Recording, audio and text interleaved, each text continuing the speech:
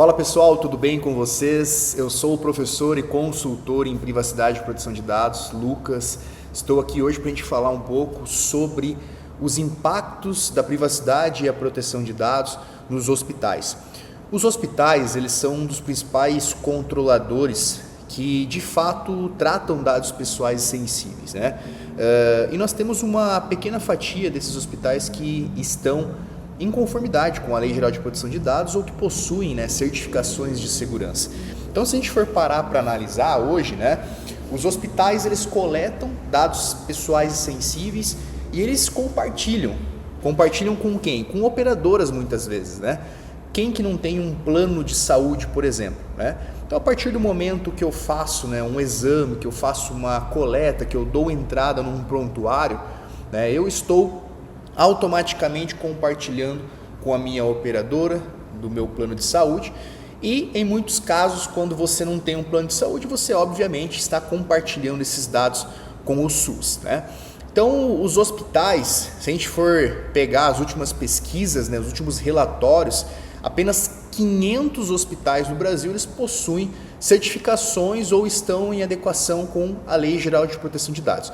Isso é um número extremamente baixo. Se a gente for pegar a quantidade de hospitais que nós temos no Brasil, né, isso não representa nem 20% da quantia de hospitais que nós temos, né?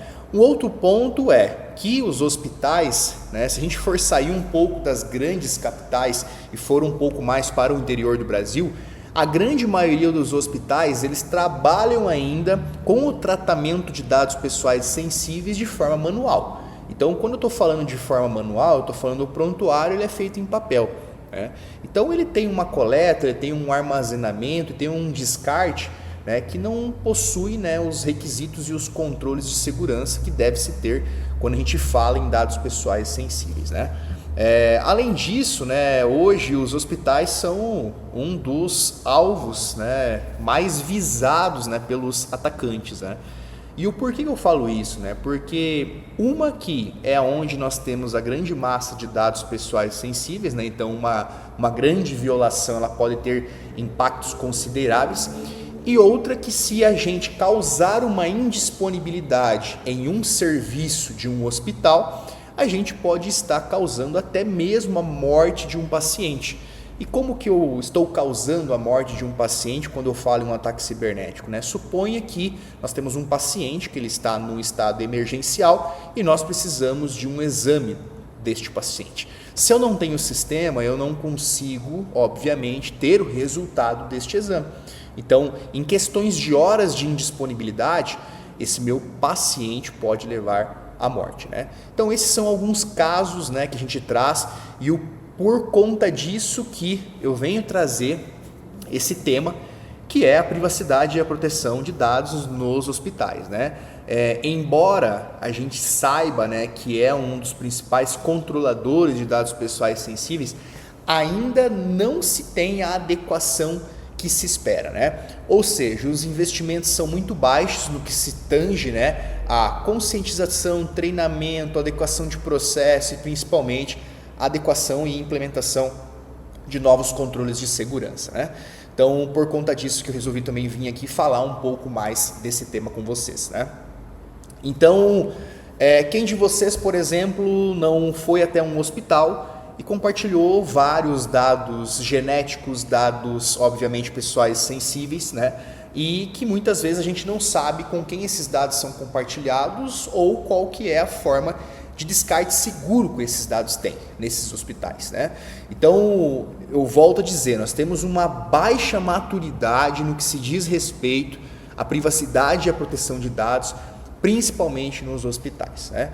Então, deixo aqui esse alerta e espero também que você que esteja me assistindo, que você comece a se questionar mais quando você compartilha algum dado sensível ou algum até dado genético seu com os hospitais, né? E também a gente espera que haja, né, uma mobilização maior dos hospitais em busca então de adequações, né? E obviamente que muitas vezes os hospitais não têm áreas de tecnologia ou áreas de segurança, né, que obviamente puxem à frente neste programa de adequação. Mas os hospitais eles têm que ter a ciência e ir atrás de consultorias e empresas especializadas que possam lhe auxiliar a adequar os seus processos perante aos regulamentos e também as normas de segurança.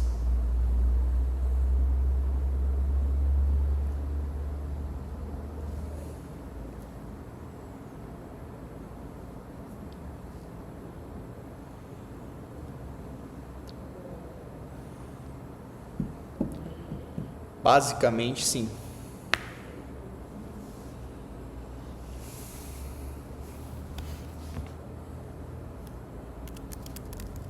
Se você gostou desse tema, não deixe de curtir as nossas redes sociais e acompanhar os nossos conteúdos. Lá eu posto diariamente. Se você gostou deste conteúdo, não deixe de seguir as nossas redes sociais que está aqui na postagem e fique por dentro de temas como governança, segurança e privacidade e proteção de dados. Eu fico por aqui e até a próxima.